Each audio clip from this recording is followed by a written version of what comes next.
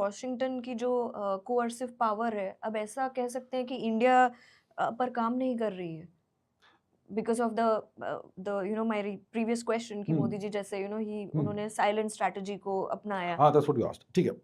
Well, it can work to a certain level, maybe it will not to work to a come to they will not get everything they want. हुँ, मोदी जी ने बहुत उचित strategy अपनाई है when it comes to Trump's bullying. हुँ, last year से उन्होंने ये ट्रेड वॉर शुरू की, टैरिफ वॉर शुरू किए दुनिया भर के नेशंस के ऊपर। चाइना के ऊपर 125 टैरिफ टैरिफ लगाए थे, जी, फिर भारत के ऊपर 25 लगाए, फिर वापस और 25 डाल दिए because we are purchasing Russian oil. Correct, और भारत और यूएस के बीच में लास्ट ईयर ट्रेड एग्रीमेंट होने वाला था, ट्रेड डील, फ्री जी, ट्रेड एग्रीमेंट। जी, वो हुआ ही नहीं, deadline kept getting on pushed.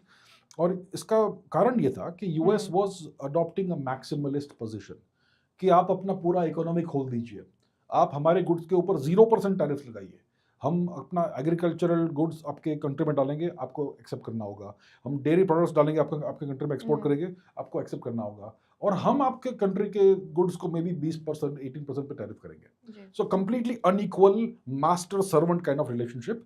और उससे क्या होता है, देखिए, हमारे ऊपर 50% टैरिफ लगे हुए जी, हैं, राइट?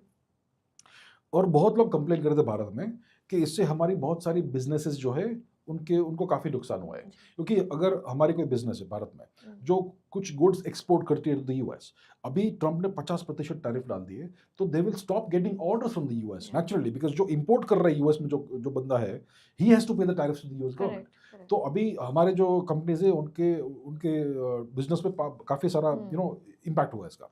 लेकिन अगर आप सोचिए, अगर मोदी जी ने बोल दिया हाइपोथेटिकली कि we will accept your demands, हम आपके सारे गुड्स को अलाउ करेंगे विद 0% टैरिफ्स, तो क्या होगा?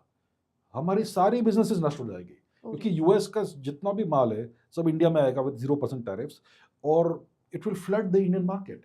And obviously American goods are better quality than Indian goods. Any time, so it will price everything out of existence, सारे के सारे इंडियन इंडस्ट्रीज बंद हो जाएंगे। India will become it will become East India या company kind of situation all over correct, again. तो मोदी जी ने सही अप्रोच लिया है। He has not caved into the American pressure. हुँ, और ट्रेड ट्रेड जो जो नेगोशिएशंस चल रहे थे, वो चलते रहे। और फिर क्या हुआ कि यूएस ने ये जो इंडिया के ऊपर दबाव रखा था, वही दबाव उन्होंने यूरोप पे भी लगा रखा हुँ, था। हुँ, तो फिर क्या हो गया कि यूरोप आ गया इंडिया में और बोला कि चलो भाई फ्री ट्रेड एग्रीमेंट करते हैं। तो India and Europe, EU made a free या ट्रेड एग्रीमेमेंट। मदर ऑफ उसके कुछ ऑल दिन बाद ट्रेड्स, ट्रम्प बोलता, हाँ now we also need something, तो उसने अनाउंस कर दिया।